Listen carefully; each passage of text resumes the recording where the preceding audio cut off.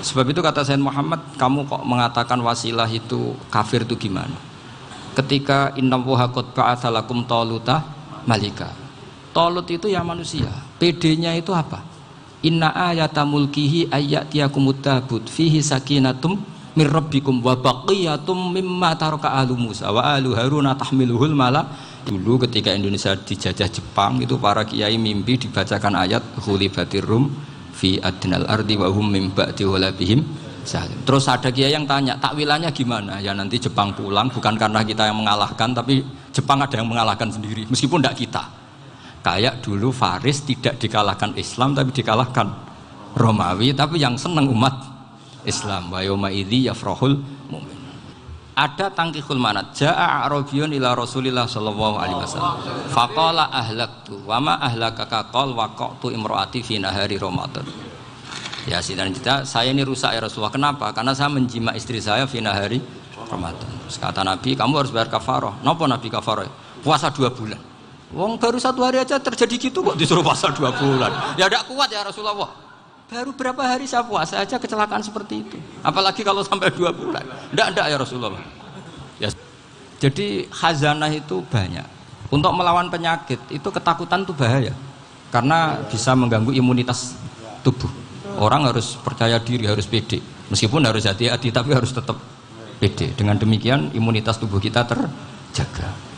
Jadi ya sudah seperti itu. Semua orang punya cara untuk menjaga diri masing-masing. Kemudian tentang Pak Ahmad Siddiq, saya tahu banyak karena dulu saya masih ingat, ini sekaligus ijazah pada cucu-cucunya. Kalau sama anaknya tidak berani saya. Sama cucu-cucunya. Saya masih ingat Pak Ahmad Siddiq itu sangat loyal sama yang namanya negara. Kita tahu beliau adalah termasuk orang yang bintang ketika Muktamar Situbondo, ketika NU pertama kali nerima asas tunggal yaitu Pancasila. Kayak apa ulama-ulama kita? Ya mulai Mbah Ahmad Siddiq, Mbah Ali Maksum, Gus Dur, Mbah As'ad semuanya lah, termasuk Mbah Mun semuanya loyal sama negara sehingga NU menerima asas tunggal. Itu saya masih ingat karena Bapak dulu perwakilan dari NU cabang Lasem. Beliau pernah ngundang Mbah Ahmad Siddiq di sini zaman itu zaman Pak Dzufar ikut ngundang ke sini Bapak saya. Itu saya menangi beliau ngisi pengajian di hallnya buyut saya Mbah Umar bin Arabi. Jadi saya ini zuriyahnya Mbak Umar bin Arabi sama dengan keluarganya Ki Hamid Pasuruan. Itu beliau cerita bahwa kemenangan Islam itu tidak harus kita yang menang kangelan. Kadang Allah bikin orang lain yang kangelan, kita yang ikut menang. Jadi dulu kata beliau banyak ulama ketika kita diserang Jepang. Saya masih ingat, saya karena pas itu ikut ke Lasem, karena saya santri sarang, Mbah Mun ngisi di Lasem, saya ikut di Lasem, karena saya masih keluarga. Itu ulama-ulama itu mimpi dibacakan ayat ghulibatir rum fi adnal ardi wa hum mim ba'di ghalabihim sayaghlibun fi bid'i sinin lillahil amru min qablu wa min ba'du wa yawma idzi yafrahul mu'minun. Itu dulu itu ada pertarungan besar antara kerajaan Romawi dan kerajaan Persia. Kita tahu Romawi itu Nasrani. Saya ulang lagi, Nasrani. Nasrani itu percaya adanya Allah, adanya Tuhan, dan percaya adanya kitab samawi. Itu dulu itu ada pertarungan besar antara kerajaan Romawi dan kerajaan Persia. Kita tahu Romawi itu Nasrani. Saya ulang lagi, Nasrani. Nasrani itu percaya adanya Allah, adanya Tuhan, dan percaya adanya kitab samawi. Sementara musuhnya itu Persia, orang yang tidak bertuhan, tidak berdasar kitab samawi. Ketika Persia mengalahkan Romawi, itu orang Islam ikut susah, karena terus dibully sama orang-orang kafir Mekah. Orang kafir Mekah adalah orang yang tidak punya kitab samawi. Katanya orang kafir Mekah, iku lho balamu. Jute duwe kitab, jarene di hubungan mbek langit, nyatane perang keok. Paling kon yo padha. Jadi ada analogi bahwa kalahnya orang Nasrani itu dianggap simbol kekalahan orang yang bertautan atau berhubungan dengan langit. Akhirnya orang Islam susah. Saking susahnya orang Islam sampai Abu Bakar itu tanya, ya Rasulullah, lalu orang Romawi menang itu kapan? Terus ada surat turun fibit isinin. Ya kira-kira 3. Abu Bakar pas itu belum alim-alim amat. Jadi ngartikan 3 itu ya 3 betul. Sehingga beliau masyhur itu. Cara Jawa totoan itu kimar. Pokoknya nanti Romawi pasti menang 3 tahun lagi. Akhirnya ketika datang itu taruhannya dengan 10 unta. Datang ke Rasulullah, Nabi menjelaskan, "Lho ndak. Bid'u itu mabena salas ilatis itu 3 sampai 9. Kamu jangan bilang 3." Ya sudah, taruhannya ditambah. Taruhannya ditambah sampai 100 unta. Tapi pembuktiannya enggak 3 tahun tapi nunggu 9 tahun. Sampean jangan tanya, berarti dulu pernah taruhan halal. Zaman sebelum ngaji saya, sampean sudah sering taruhan, jadi jangan nyalahkan saya. Nanti itu ada ilmunya, namanya nasah apa? Mansukh. Dan taruhannya Abu Bakar tidak kayak sampean. Taruhan yang sangat-sangat demi Islam, bukan demi hadun nafsi. Betul. Ketika tahun ke-7 orang Islam itu menang. Gila ya, tahun 9 itu umat Islam menang. Menangnya umat Islam mengalahkan musyrik Mekah itu di Badar. Romawi mengalahkan apa? Persia. Gara-gara Romawi mengalahkan Persia itu cara berpikir orang tuh rubah. Ternyata langit itu ada, kekuatan langit itu ada. Sehingga meskipun akhirnya orang Kristen bilang ada Trinitas, terus mereka keliru dalam mengartikan Isa, tapi ada sekian nabi yang mereka sebut dan mereka hormati. Ada sekian kesamaan. Sehingga dalam Islam, saya ulang lagi, dalam Islam, andai kan disuruh milih orang komunis sama orang Nasrani, Islam tentu sama-sama kerjasama, milih sama yang Nasrani, karena ini ahli kitab, kerjasama loh, bukan milih menjadi Nasrani. Nanti kamu salah paham, senangannya terus bully. Itu semangatnya pasti hasut ya. Nah, terus lalu relevansinya dengan Indonesia gimana? Wa yauma idzi yafrahul mu'minun. Ketika orang Romawi yang punya kitab samawi mengalahkan Persia yang tidak punya kitab samawi, itu orang Islam ikut bunga, ikut gembira. Itu semua kiai banyak yang mimpi seperti itu. Ini cerita Pak Ahmad Siddiq. Saya dengarin itu. Ternyata betul. Jepang itu nggak dikalahkan Indonesia. Jepang, Hiroshima dan Nagasaki dibom oleh apa? Sekutu. Akhirnya Jepang pulang. Pas Jepang pulang, Indonesia merdeka. Itu dulu kiai-kiai sudah nakwil bahwa menangnya Indonesia itu tidak harus mengalahkan penjajah. Pokoknya nanti penjajah ada yang mengalahkan. Jadi orang Islam zaman itu tidak bisa mengalahkan Persia. Yang mengalahkan itu Romawi. Tapi orang Islam ikut gembira. Itu sebenarnya wa yauma idzi yafrahul mu'minun binasrillah. Jadi orang itu cara berpikir Quran itu beda. Sehingga saya ini cerita ke cucu-cucu Mbah Siddiq karena ya nasabnya sama sampai saya, karena sama-sama sampai Mbah Sambu. Bedanya keluarga saya lewat Mbah Abdul Azim, kalau yang keluarga sini lewat namanya Mbah Yusuf. Itu saudara sama Mbah Abdul Azim, sama-sama sampai Mbah Sambu. Tapi keinginan saya tentu bukan sekedar silaturahim gagah-gagahan diceluk Gus. Celuk Gus repot. Nak ora alim ra pantes. Nak beling ra pantes. Salam template 1.000 jaluk swarga. Kok mentalan yang 1.000 jaluk. Kamu nginep di hotel 100.000 itu tidak cukup, apalagi untuk bayar apa? Surga. Itu nggak sopan sekali. 1 juta ya nggak bisa itu. 100 juta juga nggak jelas juga. Terus sampai mendingan nggak usah salam template. Malah nggak mungkin masuk surga kalau. Jadi dulu yang namanya zuriyah, sampean tenang saja, nasab sampean tidak kalah dengan kita, karena nanti setelah di kuburan itu gus-gus itu nggak penting. Semua kalau ditanya bapak kamu siapa, jawabannya siapa? Nabi Ibrahim. Sudah parmin parlan hilang semua, sudah aman pokoknya nanti. Karena kalau nanti ditanya malaikat bapak kamu siapa, jawabnya Nabi siapa? Ibrahim. Makanya saya itu pemuja Allah yang serius. Sampean ya pemuja Allah, tapi kan kadang kurang alim. Saya ini pemuja Allah serius. Saya itu kalau ngaji, ya ngaji biasa belajar, itu sering nangis seneng. Misalnya saya baca tadi, Miftahul Jannah la ilaha illallah, luang kunci kok dikasihkan. Kita ini masuk neraka gak pantas, enggak bawa kuncinya kok masuk. Harusnya kita ini masuk surga, kita kan pegang kunci surga, gak pegang kunci neraka. Maka aneh kalau kamu masuk neraka itu aneh. Coba kita pegang kunci surga apa kunci neraka? Tapi kadang teman saya suka neraka ora ono kuncine. Karena tidak ada pintunya. Terus saya bilang, kamu kok tahu? Memangnya mau ke sana, kata saya. Saya tidak punya rencana tahu neraka. Karena nanti di antara syafaatnya Quran itu orang kalau mau masuk neraka tidak jadi. Ya nggak apa-apa ya, diatur sendiri. Jadi di antara syafaatnya Quran itu orang nggak jadi masuk neraka. Jadi syafaat itu ada dua, dari neraka diangkat ke surga, dan itu bisa lama itu. Tapi kalau syafaatnya Quran itu yang belum masuk neraka supaya nggak jadi masuk neraka. Karena neraka juga punya aturan, dia juga kena aturan fikih. Jadi, betul ini, saya ada guyon. Jadi kena konstitusi apa? Fikih. Sama tak ceritani syafaatnya Quran itu. Ada orang itu beling itu fasik. Itu dihafal surat Tabarok. Hafal betul. Tabarakalladzi biyadihil mulku wa huwa ala kulli syai'in qadir alladzi khalaqal mauta wal hayata.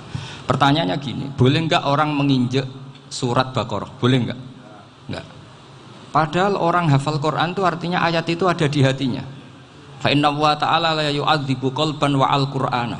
Allah tidak akan menyiksa hati yang menyimpan Quran, yang jadi flash disknya Quran, yang jadi rekaman Quran. Singkat cerita orang ini hafal. Pas ketemu Mungkar Nakir prosedur kan, ini orang fasik mau diantemin sama Mungkar Nakir. Prosedur ya, dia kan prosedur standar. Si surat Tabarok akhirnya menjelma jadi seseorang yang gagah berani. Kamu nggak boleh nyiksa orang ini. Saya ini kalamuwah. Kalau kamu nyiksa dia berarti nyiksa saya. Kamu berani sama kalamuwah. Wah ya tidak berani jadi Mungkar Nakir. Tapi orang itu nakal, harus saya gebukin. Tapi kata Quran tadi, tapi saya di situ pasti kena saya. Oh debat, nggak ada lajnahnya, ini nggak ikut. Kalau Gus Wirjon ikut jadi lajnah. Kalau jadi lajnah pasti kroninan, kalau santrinya dimenangkan nanti. Wah, akhirnya debat. Ya sudah kita ketemu Allah. Akhirnya Mungkar Nakir sama Quran tadi surat Tabarok datang sowan sama Allah. Terus kata Allah, memangnya kenapa Mungkar Nakir? Saya harus nyiksa dia karena dia fasik ya Allah. Memangnya kenapa surat Tabarok? Saya ada di situ. Menurut aturan, orang tuh nggak boleh injak-injak Quran. Kalau dia nutuk saya, nutuk Quran. Itu harus dikasih tahu fikihnya Mungkar Nakir. Akhirnya Allah ngendikan gini ke surat Tabarok. Ya sudah, terserah kamu. Kalau terserah kula Gusti, Mungkar Nakir nggak boleh nyentuh orang ini. Ya sudah selamat. Sehingga terus itu sama baca di termasuk mujizatnya surat Tabarok di tafsir Ibnu Katsir banyak. Karena tadi logikanya malaikat itu juga kena aturan fikih. Sehingga banyak ulama termasuk Said Muhammad ngendikan pertanyaan Mungkar Nakir itu tidak semua orang kena. Kalau semua orang kena nanti kalau tanya Nabi Muhammad, waman nabiyuka? Kacau kan jawabnya. Nabi kamu siapa? Lu saya ini nabi. Ya kan? Lah nanti kalau pas ketemu Nabi Ibrahim, waman abuka? Jadi repot kan? Makanya ada kiai yang guyon kalau ditanya merebuka, saya ini guru tauhid sembrono. Saya ini ngajar Ummul Barohin, kamu tanya merebuka. Masyhur itu keramatnya Imam Malik itu. Ada Ashabu Malik, rajulun min ashabi Malik. Beliau ditanya Mungkar Nakir merebuka menabiuka. Imam Malik datang, ini seumur-umurnya itu ngajar tauhid. Kok kamu bedai enggak sopan kamu? Nah, kita berharap barokah sampean ngaji nanti itu. Yes. Malaikat itu anak sungkane gitu. Jadi dan saya meskipun guyon itu serius. Bedanya orang alim sama ndak itu di situ. Kalau orang alim itu guyon itu masih bener, masih serius. Coba saya bacakan ayatnya. Ala inna auliya Allahi la khaufun alaihim wa lahum yahzanun. Terus lahumul busyra fil hayatid dunya fil akhirah. Artinya kalau Mungkar Nakir dengan penampilan garang gitu, berarti ada ketakutan apa enggak? Ada, padahal ciri utama walinya Allah tidak ada ketakutan.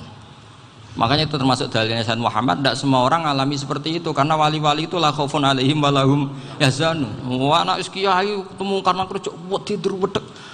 Iku dreseke ora kok pertanyaan tok, nak konan santri piye? Lho isen wis kiai dihanjuti Mungkar Nakir. Malu gak kira-kira? Mesti pelengane konan santri piye? Nak jawabannya gampang karena pernah ngajar tauhid. Makanya Sayyidina Ali ini cerita ini ada di kitab Nurul Dzolam, sama di kitab Nurul Dzolam karangannya Syekh Nawawi Banten. Itu Sayyidina Ali itu ya, andai kan orang biasa mungkin ya agak-agak hasut, tapi ini wali gak boleh kamu katakan hasut. Dia itu mangkal sama Umar. Orang kok setiap orang pernah dibentak. Apa dia berani bentak Munkar Nakir? Penasaran dia. Bagaimana kerengnya Umar itu berlanjut enggak gitu kira-kira. Akhirnya minta, ya Allah saya minta kasyaf. Ya karena yang minta Sayyidina Ali karena mau wajah dituruti sama kasyaf.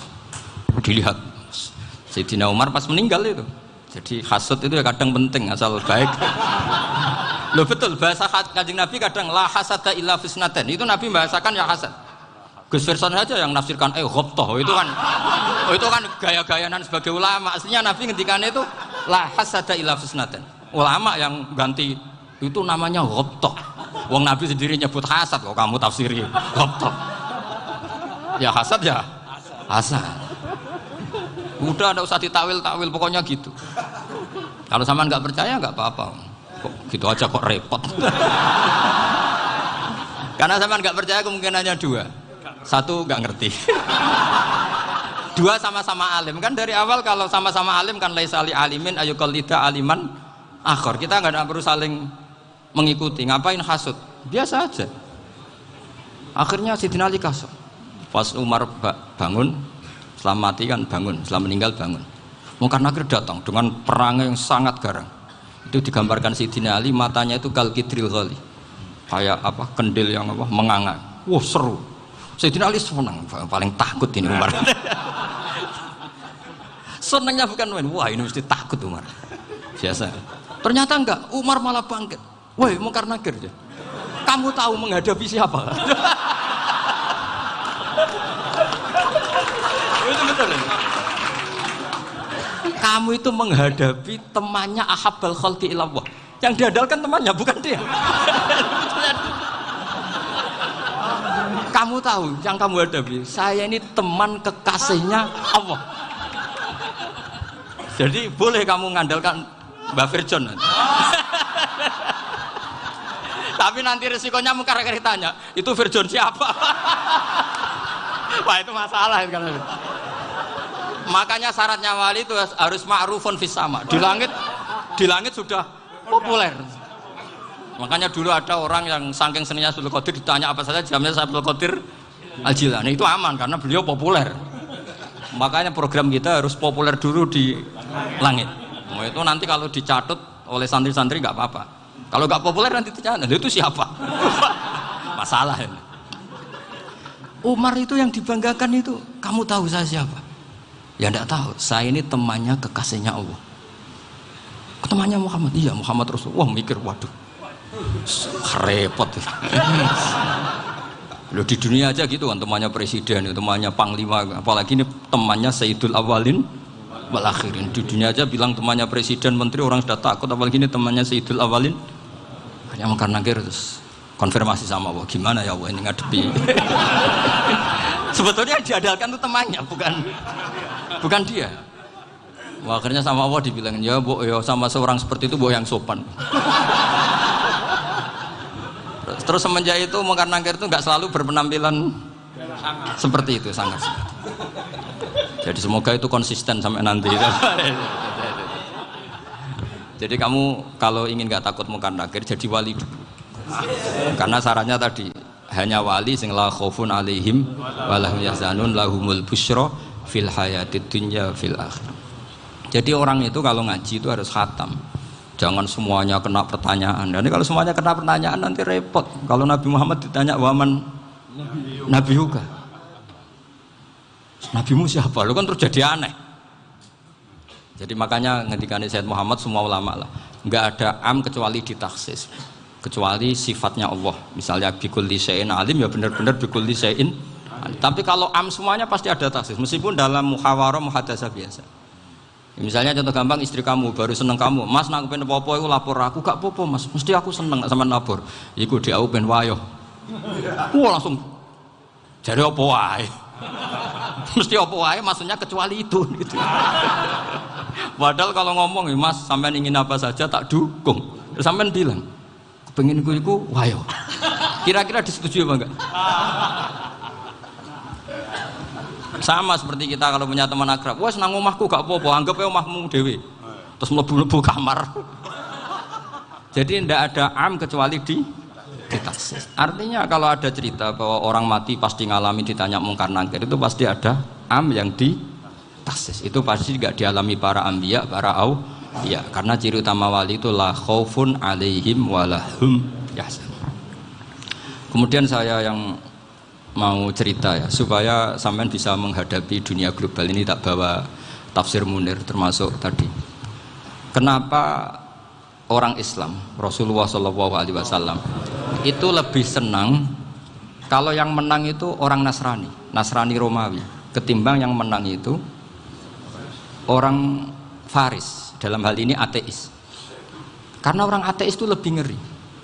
Sebetulnya beberapa penemuan sains, terutama di ilmu medis, itu orang Amerika, kayak cloning. Tapi orang Amerika itu masih dilarang oleh gereja untuk mengaplikasi. Karena nanti bayi cloning itu dipakai suku cadang. Di Amerika masih ditentang oleh fatwa-fatwa agama, baik Islam maupun Kristen. Tapi di Cina itu dipraktekkan, karena nggak ada halangan agama. Di Cina itu biasa ada kondom diolah lagi jadi alat-alat aksesoris. Di Amerika tidak ada karena masih ada agama, masih ada larangan. Sehingga orang Islam itu lebih takut kalau yang menang itu Persia, karena terus cara berpikir ternyata Tuhan itu tidak ada, langit nggak ada perannya. Jadi ketika yang menang Nasrani masih berpikir itu pertolongan Tuhan, meskipun mungkin cara mengatakan Tuhan beda dengan kita. Tapi ada satu kesamaan bahwa kekuatan samawi itu ada. Itu disebut ghulibatir rum fi adnal ardi wa hum min ba'di ghalabihim sahlibun. Di sini diterangkan oleh Syekh Nawawi supaya kamu tidak salah paham. Sebetulnya kamu katakan misalnya wah itu paham liberal, sebenarnya saya tidak tersiksa. Cuma takut yang mengatakan seperti itu cek goblokir atau ngaji gitu. Itu aja masalah saya. Ini saya baca ini karangannya Syekh Nawawi karena tadi kata Mbah Firjon ngaji itu harus sama orang yang bersanad. Saya ini kalah sama beliau itu berkali-kali. Secara nasab saya harus manggil Mbah. Secara silsilah ilmu saya juga kalah lagi. Saya sering disewani sama cucu-cucu Syekhona Khalil. Kiai Siddiq itu termasuk murid dekat beliau Syekhona Khalil. Kalau itu berarti kan Gus Firjon, Ahmad, terus Mbah Siddiq. Mbah Siddiq ngaji Syekhona Khalil. Syekhona Khalil itu pernah ngaji langsung sama Sayyid Zaini Tahlan. Berarti beliau dari Sayyid Zaini Tahlan itu baru generasi kelima.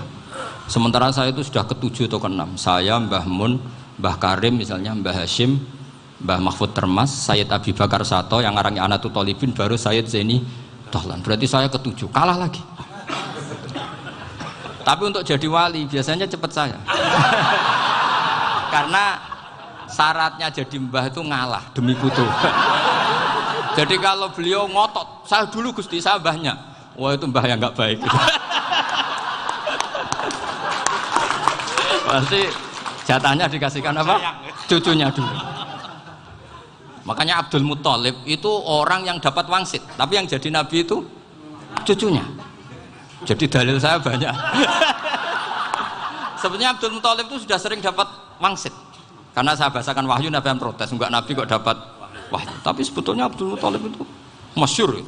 Kalimat-kalimatnya menunjukkan bahwa beliau itu sudah dapat wahyu kalau nanti cucunya itu jadi apa? Nabi. Makanya senangnya bukan main Abdul Muthalib sama Rasulullah. Putu seneng, mbah seneng putu.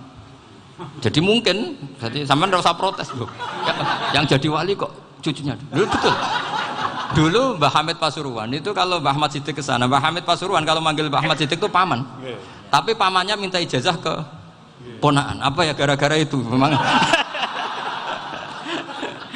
Kalau itu masih berlaku, apa? Ngalah tadi. Kayaknya masih, apa? Hawane masih. Hawane masih. Karena melihat tren-tren langit masih gitu kayaknya masih. Masih itu. Ya, tapi mbahnya tetap dapat jatah, tenang saja nanti. Tapi memang sebaiknya mbah itu legowo. Rasulullah Muhammad SAW itu terkenal min dzurriyyati Ibrahim. Tapi kata Rasulullah, ana dakwatu Ibrahim wa bisyaratu Isa. Aku nganti ngene iki barokah dongane Nabi siapa? Ibrahim. Jadi dongane Nabi Ibrahim nggih tiba teng putu. Jadi banyak bukti bahwa jatuhnya ke putu gitu. Tadi saya di kamar sama beliau berduaan. Nih Mbah sing dadi wali di sini. Aku webang. Cocokan tadi.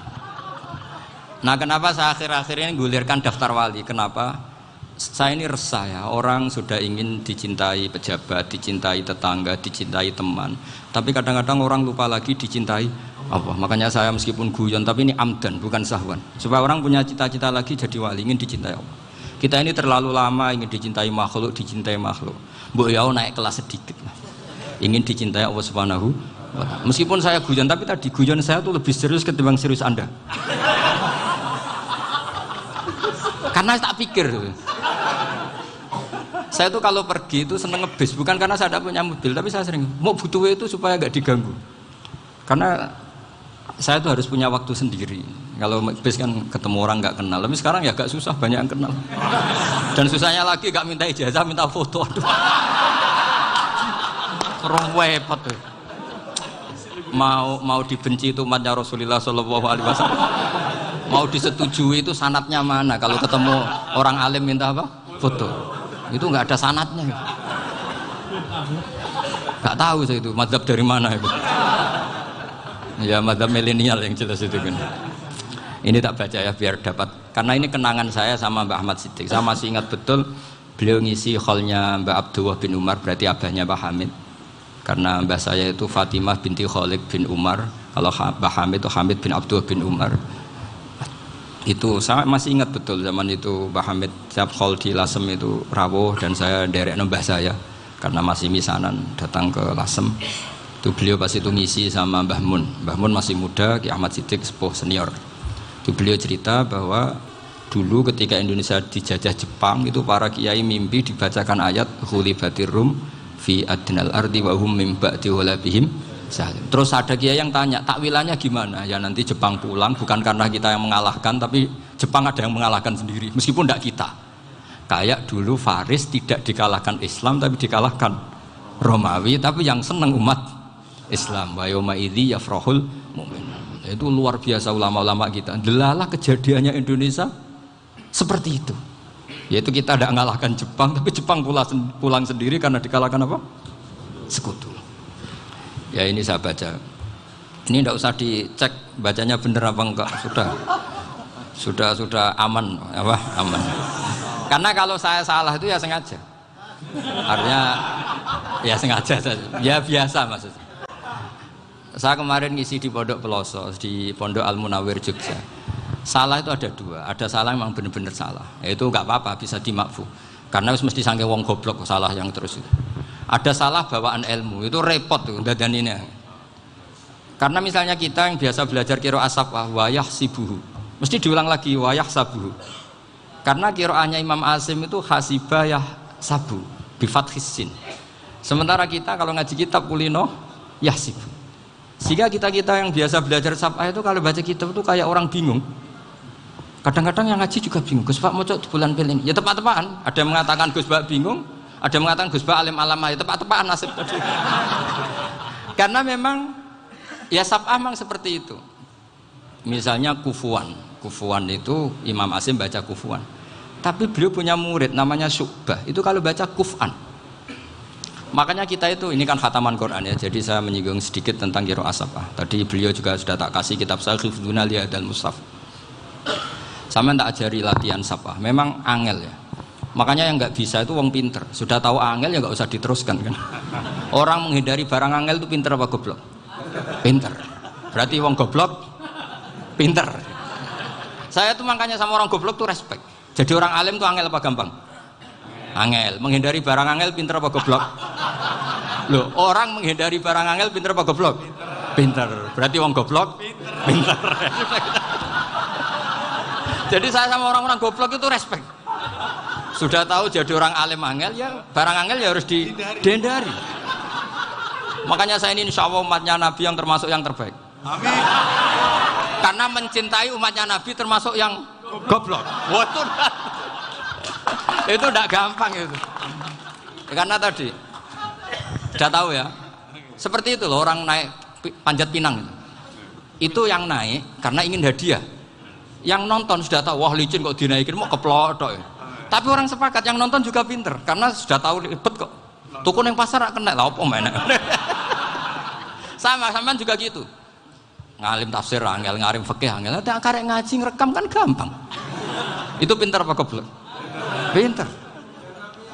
Iya. Makanya kula niku mbok burohno ngono tok.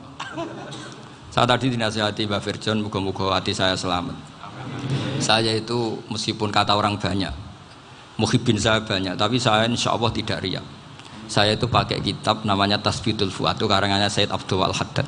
Ketika beliau punya muhibbin banyak ditanya, bagaimana ya Habib Anda menjaga hati Anda? Jamnya Said Abdul Al-Haddad itu unik.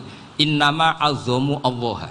Mereka itu sebenarnya menghormati Allah, cuma butuh sarana, dan itu saya. Jadi saya tahu sampean semua itu mencintai Quran, mencintai sunnah Rasul, mencintai hadis-hadis Rasul. Cuma sampean kan karena nggak paham, terus manfaatkan saya. Jadi sebenarnya saya ini korban. Korban. Jadi saya mau riak gimana? Korban kok mau. Bangganya di mana tuh? Coba sampean misalnya ngaji tafsir, belajar sendiri kan susah. Terkibnya susah, maknanya susah. Bahkan beli kitabnya kadang nggak kuat. Loh, untuk jadi alim tafsir itu kan harus beli kitab. Loh, saya sering belajar kitab itu jutaan. Tafsir Tobari, saya pernah beli kitab Fakhrur Razi itu berapa coba? 27 jilid. Karangannya Fakhrur, belum karangannya ulama modern, Imam Sya'rawi. Itu berapa jilid? Itu jutaan. Saya kemarin juga dihadiahi kitab Pak Quraish Shihab namanya Faidul Bari fi Syarhil Bukhari. Pak Quraish Shihab yang terkenal. Dia sering diskusi sama saya. Saya ngasih hadiah beliau ngasih hadiah saya. Oh itu harganya nggak kuat. Dadak kuat kadang di Indonesia nggak ada coba.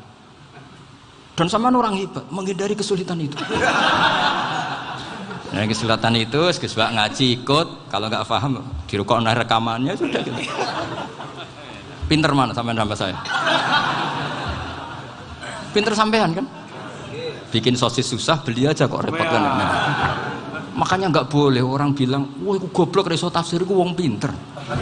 Makanya nanti kalau saya ketemu Nabi tidak termasuk orang yang mentahkir orang Islam. Kafabil mari isman ayah kira akhahul muslim. Jadi cukup orang itu dosa kalau menyepelekan orang Islam, termasuk darani sampean goblok itu dosa. Caranya nggak darani goblok ya tadi di logika tadi. Alim itu angel, ngendari angel itu pinter, berarti wong bodoh pinter ya sudah gitu. Tapi tetap bodoh. Tapi ini satu cara untuk saya respect gitu. Coba orang yang ngaji tafsir saya banyak, mungkin ribuan. Itu sebetulnya mencintai Quran. Karena Quran adalah kitab suci yang panduannya umat Islam. Sangat mencintai Quran. Terus kemudian mereka nggak paham. Terus mencari orang yang memahamkan. Burohno lah cara jawabannya. Terus keren saya itu di mana coba? Lah terus mereka kurang ajarnya gini, kalau paham itu ya alhamdulillah paham. Kowe nak ngaji Gus wae ngono tok. Tapi nek ora paham, ora nyalano akale. Mari Gus Ban nerangno cepet, mulane gak paham. Ora kok nyalano teke sing lelet. Maksud kan masyaallah naudzubillah tenan. Sebetulnya tingkat kurang ajarnya tinggi Gus sebenarnya. Jadi kalau nggak paham itu kadang nggak nyalahno uteke. Kayak mau misalnya, mau mari mikir ra jelas. Padahal misalnya jelas ora mesti paham, bodoh. Paham?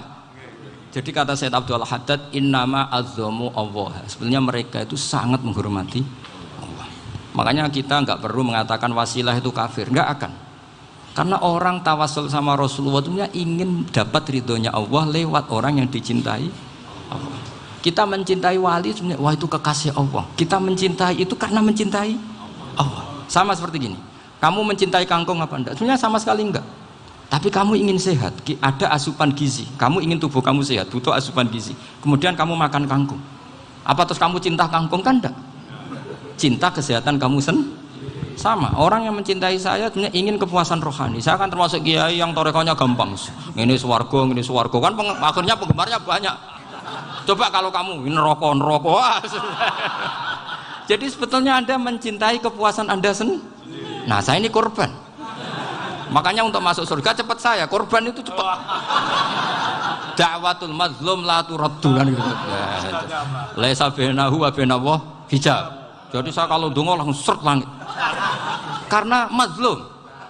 Saya sinau tafsir itu Pak, sampean bayangkan ada tafsir itu sudah 27 jilid. Sing ngarang Fakhrur Razi itu buletnya bukan main. karena dia ahli filsafat. Bulatnya masya Allah. Sudah gitu sinau Jalalain kadang dikomen oleh Sawi. Sudah kita percaya Jalalain jebule dibuli Sawi. Percaya Sawi dikandani, oh iku Maliki rasa ribet. Sudah gitu sinau Qurtubi, sinau tafsir Tobari itu susahnya. Belinya susah, belajarnya susah. Padahal saya punya keluarga, punya istri, punya anak. Bayangkan kalau istri saya rewel kayak istri sampai. Wah itu. Tapi alhamdulillah enggak. Sama sekali enggak. Allah sudah milihkan, wah ini bahaya kalau punya istri rewel. Imam Sibawai itu kitabnya banyak, tapi yang terbukukan hanya kitab Sibawai. Karena beliau kalau sudah belajar lupa istri. Hanya pas beliau di pasar, kitabnya dibakar semua sama istrinya. Karena dianggap saingannya. Ternyata yang dicerai tidak kitabnya, malah istrinya. Itu Imam siapa? Sibawai. Tapi alhamdulillah kitab saya nggak terbakar, aman. Saya teruskan ya. Jadi untuk menjaga riya dilatih innama azzamu Allah. Sebenarnya mereka itu menghormati Allah. Sehingga wasail-wasail itu sebenarnya nggak pernah jadi subjek pelaku utama, enggak. Tetap Allah. Sebab itu kata Sayyid Muhammad, kamu kok mengatakan wasilah itu kafir itu gimana? Ketika innallaha qad ba'atsa lakum taluta malika. Talut itu ya manusia. PD-nya itu apa? Inna ayata mulkihi ayyatiyakumut tabut fihi sakinatum mir rabbikum wa baqiyatum mimma taraka alu Musa wa alu Haruna tahmiluhul malaika. Jadi beliau PD itu kalau bawa sunduk semacam peti sakti, sing di situ ada baqiyatum mimma taraka alu Musa wa alu Haruna tahmiluhul malaika.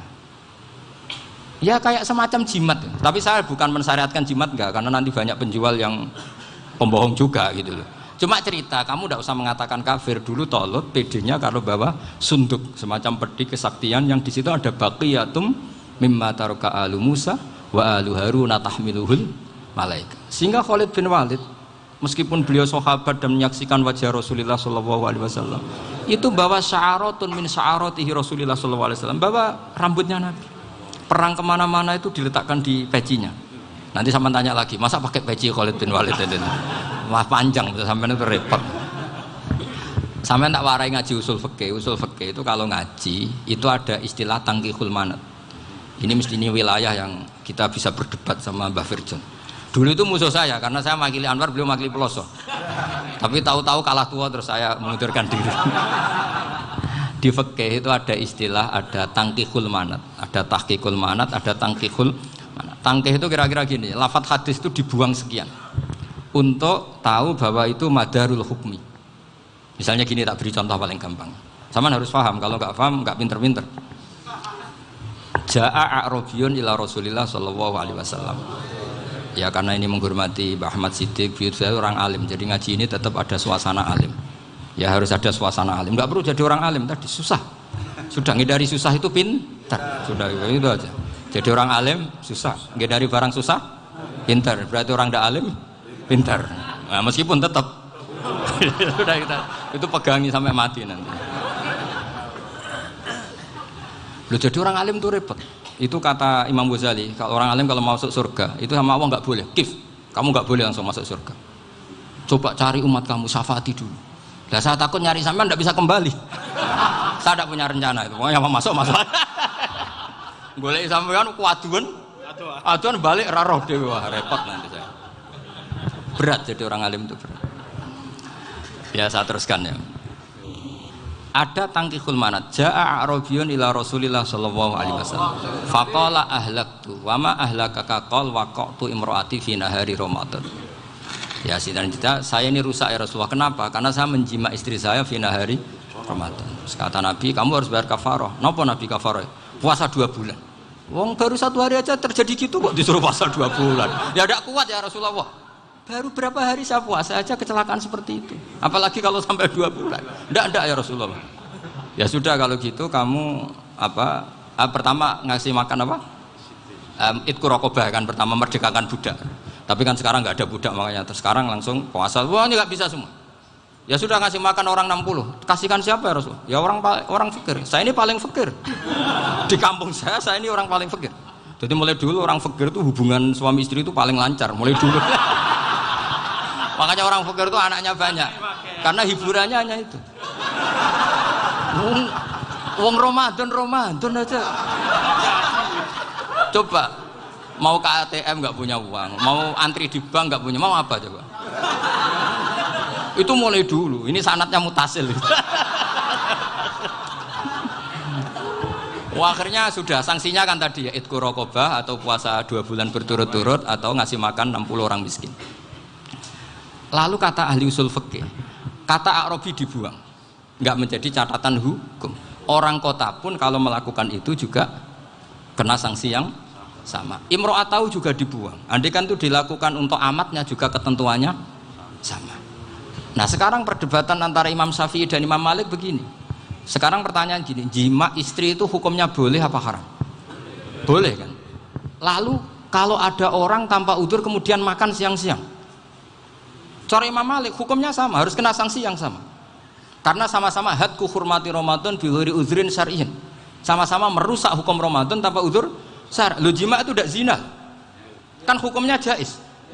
Nah, sekarang makan hukumnya jaiz, harusnya juga kena ketentuan yang sama. Cara pikirannya Imam Malik. Nah, alhamdulillah Imam Syafi'i gak setuju. Wah, cara setuju repot. Bahkan orang-orang Syafi'i sudah punya khilaf, kalau gitu minum dulu. Iya, biar gak kena. Iya, biar iftarnya pakai minum. Setelah minum baru jima kan. Ya. Ini sudah menyiapkan khilafnya. Ini khas Syafi'i ini, bongsong rekayasa hukum.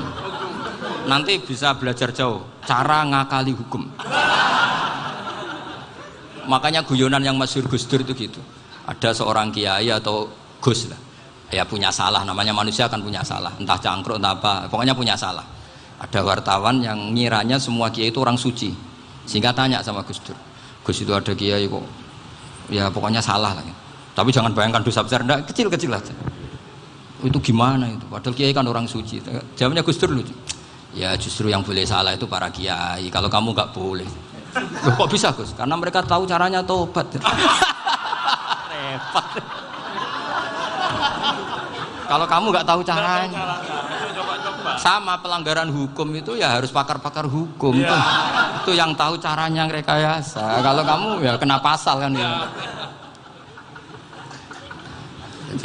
Jadi kamu jangan niru saya ini punya sekian cara untuk nah, itu namanya khilah. Makanya kata Sayyid Muhammad, kamu tidak usah anti khilah, karena Abu Hanifah itu membolehkan khilah, kitabul khiyal. Yang penting kamu soleh dulu, setelah soleh nanti Allah maklumi. Soleh dulu, syaratnya soleh dulu. Kalau tidak soleh jangan. Contohnya gini, ada orang mau puasa lemes sekali, mau makan, gampang. Kalau langsung makan kan kayak hadku hormati Ramadan biwiri udrin syar'iyyin. Aku langsung mau jembera sowan Mbah Firjo. Sudah status saya Pak musafir. Ya sudah, berangkat aja sampai Tuban makan. Nanti kalau nggak jadi ya nggak apa-apa sudah. Kan mulai pergi sudah musafir. Saya tidak tahu nanti malaikat tertarik gebuki nggak tahu. Tapi itu ada khilafnya, asal soleh lah. Karena kata Sayyid Muhammad dan semua kitab mengatakan itu. Kalau sama nggak tahu ya kebablasan. Nabi Ayub, yang terkenal Gudiken itu siapa? Ayub ya. Nah, itu yang Israiliyatnya akan seru lah. Gudiken dikukur bek kreweng itu terlalu lah kalau itu. Untuk kreweng konti ning Arab ora ono kreweng itu sudah masalah itu. Singkat cerita, Nabi Ayub ketika diasingkan kaumnya itu kan nggak punya sumber makanan. Lah orang lelaki itu mulai dulu egois. Istrinya Nabi Ayub itu cantik sekali, udah cantik, rambutnya bagus. Makanya kamu nggak usah tanya kenapa istrinya kayak banyak yang cantik. Ya nah warasatul anbiya, nggak boleh gitu. Kalau nggak cantik ya warasatul anbiya dari segi balak. Istrinya Nabi itu semuanya cantik. Nggak usah tanya sebabnya apa, pokoknya gitu, semuanya cantik. Singkat cerita, beberapa kali istrinya Nabi Ayub itu kerja demi bisa nafkahi Nabi siapa? Suatu saat itu tidak ada pekerjaan yang cukup untuk beli roti. Satu-satunya peluang dapat rezeki itu putrinya raja itu rambutnya berondoli. Terus ada sayembara siapa yang rambutnya bagus mau dibeli. Sampai rambutnya istrinya Nabi Ayub itu dijual. Nabi Ayub tersinggung karena itu mengurangi kecantikan. Jadi lelaki mulai dulu gitu. Udah nggak urun kalau istrinya nggak cantik itu komplain. Itu khasnya lelaki. Jadi kalau kamu gitu ada sanatnya juga, tenang saja ya. Komplain ya pegawaian itu. Saking mangkelnya Nabi Ayub terus ngendikan la adriban naki mi'ata sautin. Kamu akan saya pukuli dengan mi'ata sautin. atau dengan 100 cambukan atau mi'ata dikhtin atau mi'ata apalah sesuai konteks zaman itu. Engko namun pecut tuku konti kok ribet lagi. Singkat cerita akhirnya ketahuan bahwa istrinya menjual itu demi Nabi Ayub. Allah nggak ridho kalau kekasihnya yaitu istrinya Nabi Ayub wis perjuangan kayak gitu malah kena hukuman. Tapi Allah juga nggak ingin kekasihnya yang bernama Ayub melanggar sumpah. Padahal beliau sudah sumpah, wallahi demi Allah nanti tak pukul dengan 100 kali. 100 kali dengan lidi lah misalnya, contoh yang gampang tuh lidi. Akhirnya sama Allah dikasih satu solusi. Wa khud biyadika dikhtan fadrib bihi wala tahnas. Ya sudah, lidi itu ikat jumlahnya 100. Terus pukul sekali saja. Anggap saja sudah 100. Iku pangeran sing wari ngakali ngono iku pangeran. Tapi syaratnya soleh. Syaratnya soleh. Jadi kalau kamu anti khilaf berarti anti ajarannya Allah di ayat itu. Wa khud biyadika dikhtan fadrib bihi wala tahnas. Itu dulu ada, ini cerita di Ithaf, ini cerita terakhir, ini sudah, sama jangan nama sudah. Terus pengumuman tadi, yang nggak pernah sepuh ngutang saya itu haram tadi. Karena tadi saya punya kewajiban di rumah yang bisa menggugurkan ya kewajiban yang lebih besar. Lebih besar itu ya tadi, bisa pernah guru, pernah sepuh, yang jelas nggak umur. Umur sampean menang kabeh tuh, tua serepot itu. Ada raja itu ganteng kaya, senengannya nikah perawan cantik. Oh, itu semua kampung mesti kenal. Mungkin digilir atau gimana pokoknya. Suatu saat ada pemuda suka sama perempuan yang di kampungnya, cantik sekali. Kemudian pemuda ini ternyata pekerja di kerajaan itu. Tiap hari ditanya, "Oh, itu yang di kamu yang cantik siapa? Mau saya nikahin gini." Wah, bahaya ini saingannya raja. Jadi yang dibidik pemuda tadi itu saingannya. Si raja ini orang yang namanya raja kan gengsinya tinggi. Kaifatang kihuha wa qad ra'aitu qad qabbalaha rajulun. Kok mbok nikah piye? Saya itu pernah melihat dicium lelaki. Wah, gak mau. Gak gelem wis kadung ditambung lan wa qad qabbalaha rajulun. Saya pernah melihat sendiri qabbalaha rajulun, dicium oleh lelaki. Wah, sudah gak minat raja langsung gak keren. Suatu saat pemuda tadi nikahi perempuan itu. Rajanya marah-marah, kamu lelaki gak punya harga diri gini. Gak punya selera, gak punya harga diri, sudah pernah dicium orang kok tetap dinikah. Terus bilang ke raja, ta'rif manir rajul, lelaki itu siapa? Abuha. Kamu tahu lelaki itu siapa? Sopo? Abuha. Bapaknya. Saya kan hanya bilang rajulun. Pernah dicium lelaki. Lah pikirannya raja lelaki kue-kue ngene iki. Tapi butuhnya canom mau rojo ben gak sido itu aja tuh.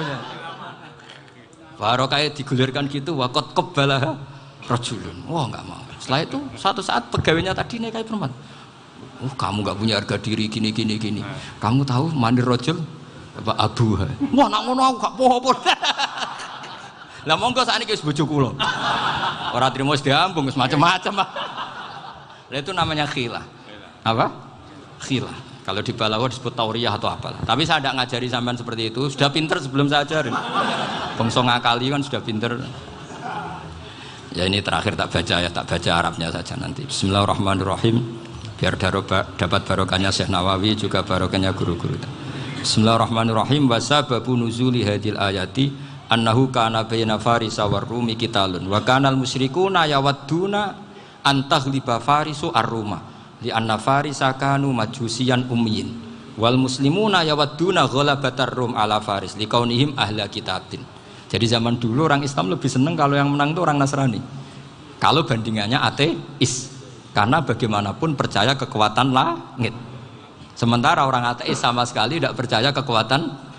Apapun bedanya kita dengan Nasrani itu ada kesamaan, yaitu percaya adanya kekuatan langit. Sehingga ketika orang Romawi kalah itu orang Islam ikut susah. Paham ya? Makanya ini tak baca biar sampean enggak macam-macam pikirannya. Fab'atha Kisra saat terusnya ya pokoknya seperti itu. Akhirnya Rasulullah SAW berdoa lebih senang yang menang itu Rom karena ahli kitab. Artinya apa? Kemenangan ahli kitab adalah kemenangan makhluk atau hamba Allah yang mentautkan kekuatan kita di bumi dengan kekuatan langit. Makanya saya berharap Selain kita ikhtiar medis, kita harus memperbanyak istighfar. Bagaimanapun semua itu dari Allah Subhanahu wa taala. Kita menghormati negara dengan ikhtiarnya, tapi saya mohon sekali kita juga istighfar, karena semua itu juga ditentukan oleh Allah, oleh langit. Ya, saya kira demikian. Assalamualaikum warahmatullahi wabarakatuh.